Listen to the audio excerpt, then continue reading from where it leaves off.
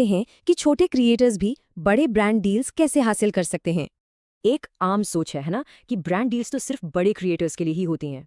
पर सच तो ये है कि ब्रांड्स के लिए नंबर से ज्यादा ऑडियंस की क्वालिटी मैटर करती है। एक क्रिएटर का सबसे बड़ा एसेट होता है एक क्लियर नीश और एंगेज्ड ऑडियंस। तो सवाल ये है कि ये होता कैसे है। चलिए इसे 4 सिंपल स्टेप्स में समझते हैं। सबसे पहला स्टेप, नीश को डिफाइन करना। मतलब एकदम क्लियर होना चाहिए कि चैनल किस बारे में है।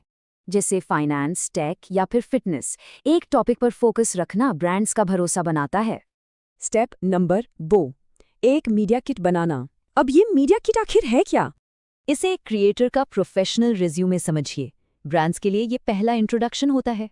इसमें चैनल की जरूरी जानकारी होनी चाहिए, जैसे ऑडियंस डेमोग्राफिक्स, एवरेज व्यूज और एंगेजमेंट रेट।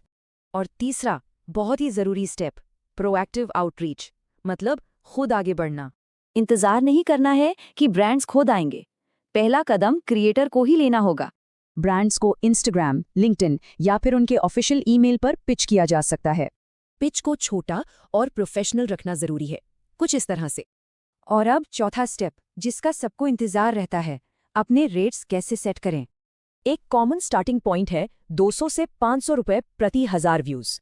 पर ध्यान रहे, ये सिर्फ एक बेंचमार्क है। फाइनल रेट नीश और नेगोशिएशन पर डिपेंड करता है। इन सब स्टेप्स के अलावा एक सबसे जरूरी नियम भी है जिसे कभी नहीं भूलना चाहिए। सिर्फ ऐसे प्रोडक्ट्स प्रमोट करें जो ऑडियंस के लिए सच में फायदेमंद हों। ट्रस्ट सबसे ऊपर है।